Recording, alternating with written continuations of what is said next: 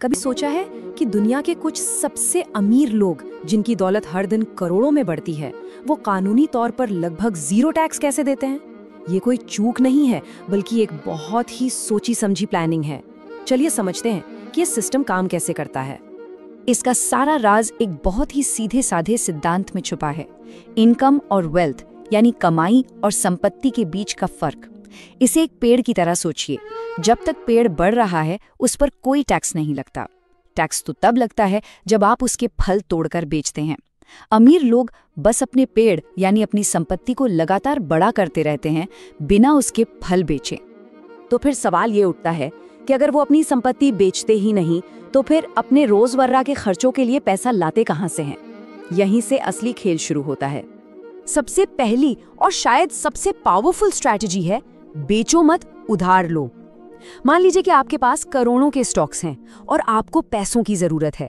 अगर आप वो स्टॉक बेचेंगे तो आपको मुनाफे पर बहुत भारी टैक्स देना पड़ेगा, लेकिन इसके बजाय आप उन्हीं स्टॉक्स को बैंक के पास गिरवी रखकर बहुत कम ब्याज पर लोन ले लेते हैं। जैसा कि हम देख सकते हैं, दोनों में जमीन आसमान का फर्क है। स्टॉक बेचने पर आपको $10 मिलियन से भी ज्यादा का टैक्स लग सकता है, लेकिन उधार लेने पर टैक्स बिल है 0। और सबसे मजेदार बात, आपके स्टॉक अब भी आपके ही हैं और उनकी कीमत लगातार बढ़ रही है। हाँ, लेकिन इसमें एक रिस्क है। अगर आपके गिरवी रखे स्टॉक की कीमत अचानक बहुत ज्यादा गिर जाए तो बैंक घबराकर आपसे तुरंत अपना पैसा वापस मांग सकता है। इसे ही मार्जिन कॉल कहते हैं।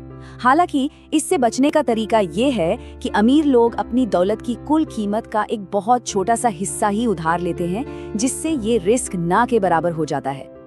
उधार लेने के अलावा टैक्स बचाने का एक और बड़ा ही स्मार्ट तरीका है अपने निवेश के नुकसान को ही अपने फायदे में बदल लेना। इसे कहते हैं टैक्स लॉस हार्वेस्टिंग।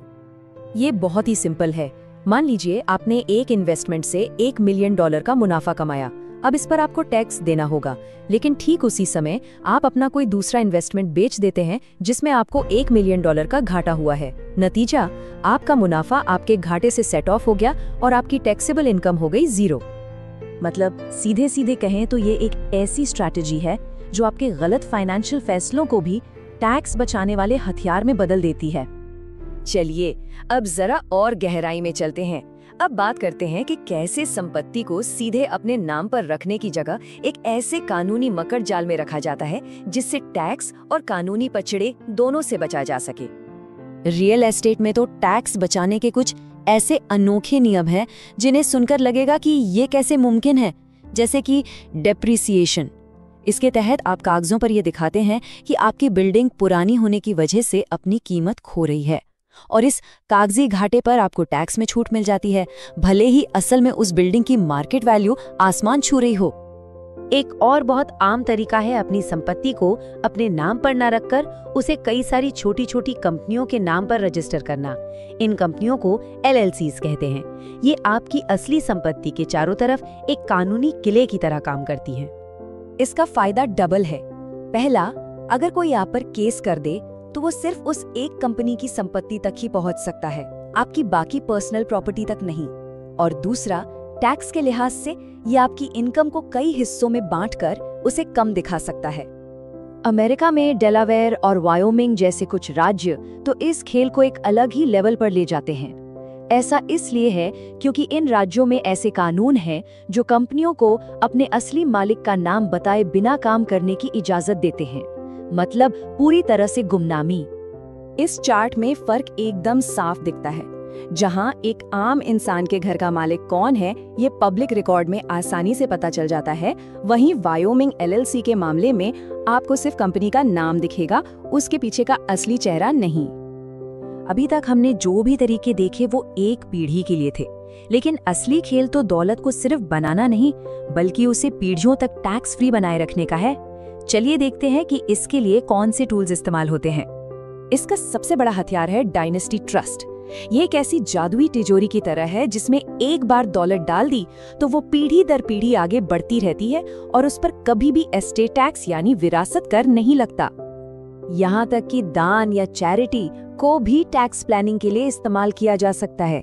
कोई अमीर व्यक्ति एक प्राइवेट चैरिटी फंड में अपनी संपत्ति दान करके तुरंत एक बड़ी टैक्स छूट ले सकता है और साथ ही इस पर अपना कंट्रोल भी बनाए रख सकता है कि वो पैसा आगे कब और किस चैरिटी को दिया जाएगा। एक और जानी मानी स्ट्रैटेजी है अपनी संपत्ति को कानूनी तौर पर देश की टैक्स व्यवस्था से ही बाहर ले जाना। इसे ऑफशोर शफल कहते हैं। इसमें संपत्ति को केमन आइलैंड्स जैसी जगहों पर बनी शेल कंपनियों में भेज दिया जाता है, जहां टैक्स की दरें लगभग 0 हैं। और अब बात करते हैं शायद सबसे पावरफुल टूल की, एक खास किस्म का जीवन बीमा। ये वो बीमा नहीं है जो हम और आप लेते हैं। ये एक सुपरचार्ज्ड इन्वेस्टमेंट अकाउंट की तरह है जो बस बीमा के कवर में लिपटा होता है और जिस पर टैक्स की नजर कभी नहीं पड़ती। ये लाइन इस स्ट्रैटेजी को बिल्कुल सही तरीके से बताती है।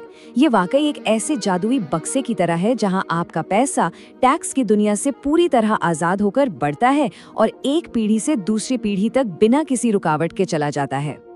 इन सभी रणनीतियों को समझने के बाद एक बहुत बड़ा सवाल खड़ा होता है।